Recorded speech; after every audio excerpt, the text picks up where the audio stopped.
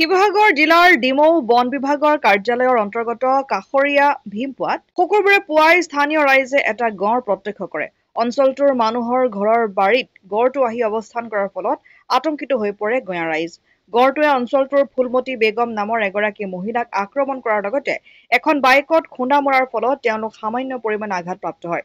বন বিভাগৰ তথ্য অনুসৰি বিগত প্ৰায় ৫ মাহৰ আগৰে পৰা এই অঞ্চলৰ বনাঞ্চলত গড়টোৱে অৱস্থান কৰি আছিল যদিও শুকুৰবাৰে পুৱাই হয়তো খাদ্যৰ সন্ধানত জনাঞ্চললৈ ওলাই আহে গড়টো। দেখাত প্ৰাপ্তবয়স্ক গড়টো মতা নে মাইকী জানিব পৰা হোৱা নাই আৰু কাজিৰঙা অভয়াৰণ্যৰ পৰা চাপৰিয়ে আহি এই অঞ্চল পাইছেহি বুলি বন বিভাগে সন্দেহ কৰাৰ লগতে সন্ধিয়াহে অঞ্চলটোৰ পৰা গড়টো খেদি পঠিওৱাৰ পৰিকল্পনা কৰা হৈছিল। যদিহে বন বিভাগে গড়টোক ট্ৰেংকুইলাইজ নকৰি এইদৰে ইঠাইৰ পৰা সিঠাইলৈ খেদি পঠিওৱাৰ ব্যৱস্থা কৰে, তেন্তে গড়টো অঞ্চলবাসীৰ বাবে সন্ত্ৰাসৰ কাৰণ হৈ পৰিব।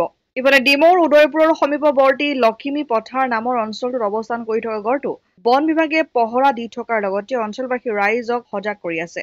এতিয়া বন বিভাগে গড়টো স্থানান্তৰ কৰাৰ বাবে কি ব্যৱস্থা গ্ৰহণ কৰে সেয়াহে লক্ষণীয় হ'ব।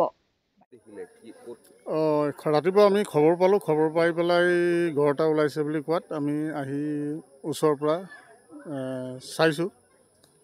খালি এতিয়া মতা মাইকী কথাটো নাজানো, বিশেষ বাঁহৰ মাজত হাবিত সোমাই আছে।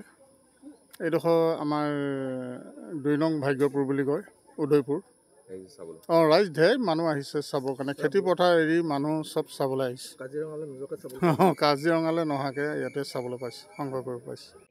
শিৱসাগৰৰ পৰা সৈয়দ মুস্তাকুৰ ৰহমানৰ ৰিপৰ্ট, অসম আদিত্য।